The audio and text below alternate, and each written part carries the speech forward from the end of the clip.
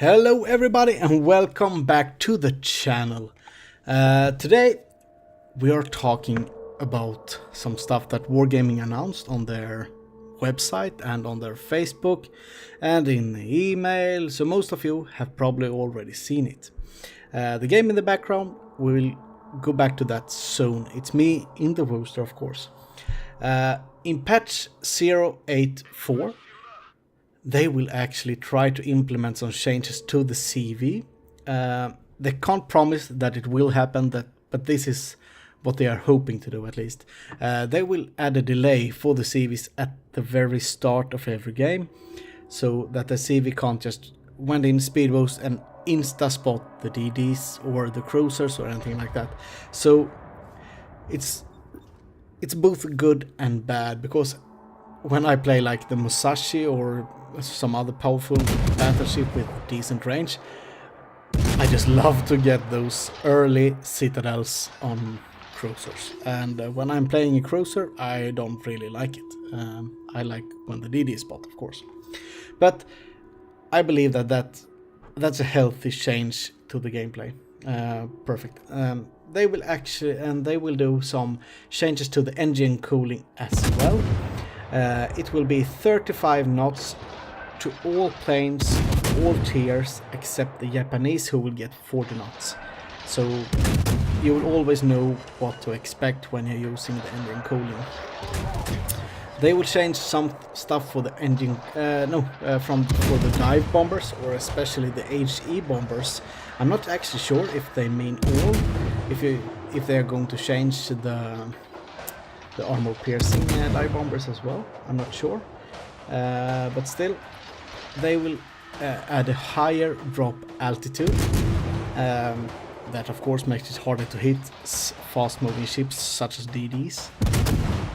They will change the sights for the bombers as well, and aiming will be a bit faster to balance it out. And if you're moving the planes around, it will not affect the spread of your torpedoes or your bombers. I think that it might just be the bombers, but knowing Wargaming, they will probably implement that to the torpedoes as well. That's pretty much all. No, they have one more CV news, but this is not for the next patch. In the future, they will try to improve the autopilot. If you sail into an island, the ship will back off and go around it, and hopefully it won't happen at all. So too bad for us who likes to shoot broadsiding, not serve CVs. They will also do some radical or big changes to the AA sectors. They don't say what or why or anything like that, but they will change it. Have you seen this Republic, by the way? He's just sailing in a straight line, letting me pretty much burn him to death. I don't know what he's doing. I mean, it's been like 4 minutes into the game and I already have 80k damage, and pretty much all is to him. And in the back to the patch or news or what you want to call it, they will actually add the damage to planes in the post-battle results, and that will of course in the future contribute or change some of the game's economical systems. It will be easier to be a AA ship, to help your teammates and then get rewarded with credits and XP. That's a good thing, but they of course will need to work on that change before they put it in. That Minotaur, he was trying to torpedo me, I believe, but he messed up and gave me broadside, and when he gave me that much broadside, yeah, he died. 5 citadels and good night. So really good game. But back to the news. That will change the economics of the game. That's a really, really good thing, that you should be rewarded for helping your teammates out with planes. Even if you don't get the plane kill, you will get rewarded for the damage to the planes, and that's an important change. I hope that some of you at least understood my contribution of spreading wargaming news. I did it because I thought that these were good changes. If you want to read them, just go into Wargaming's website and you can see news about the games, and there you will have it if you want to read up a bit more. This is just a quick draft that I printed out myself. So now, back to the game. The Wooster, the ship that I told you that I didn't like. What's happened? I started to like the ship. And to be honest, it's a perfect ship to deal damage. It's not necessarily the best ship to kill other big ships, but setting continuous fires and just being a menace is really good. Because if it's something that this ship is good at, it is making battleship players frustrated and angry. And when you get your opponents angry, they usually play a bit worse, or they all go for you. But as long as you're kiting away, it's really, really hard to kill you. I've done this so many times now. I'm using it way more aggressive, and I'm spotted way more than I used to be in the beginning with it, because it isn't as fragile as the Des Moines or, of course, the Minotaur, which is its British brother from another mother. Trying to get some shots off here at the gearing, but as you can see, he's 11 kilometers and actively maneuvering, and it's actually really hard to hit him because it does have so floaty shells. They are horrible in that matter, but for a big battleship it works just fine. And if you get the DD to within 10 kms, it starts to get really easy to hit them. So this game, so far we have 3 caps. We have all the caps, but of course now the Iowa goes into our C cap and tries to cap it. But we have 2 caps at least, and we got 1 ship lead. Good startup point. Only 11 minutes left to go, so they have a really great uphill struggle if they want to catch up and do some damage to our team in total. Or do damage if they want to win over us, that should be. The Salem is spotted, not sure why, probably the Grossovoy who's spotting him. And as soon as he is in my shooting range, I will open fire. He has as floaty shells as me, and he's less maneuverable than I am. At least it feels like that. But still, I'm trying to hit him. Just if I can get a fire or a couple of hits on him, every bit of damage counts, and it helps out my team, especially the DD there. Really like what that Grossovoy is doing. He's actually actively hunting a radar cruiser. And he will succeed. That's the great thing. The CV comes in range, and I'm trying to hit him. You can see how much range I'm giving to him. It's not even close enough. It's not even close of hitting him. I have to give so much lead to hit that CV in just 15 kms. It's getting harder and harder every time, I believe. At least now I get a decent hit. I get 3k and a fire. And of course he will repair that fire pretty much instantly. So I'm just starting to fire at him once more and trying to get permanent fire. Always go for the permanent fire if you can. It helps them so much over time, and it helps your team pretty much. Because a ship that is on fire, of course it loses health, and it actually lengthens the spotting range for that ship.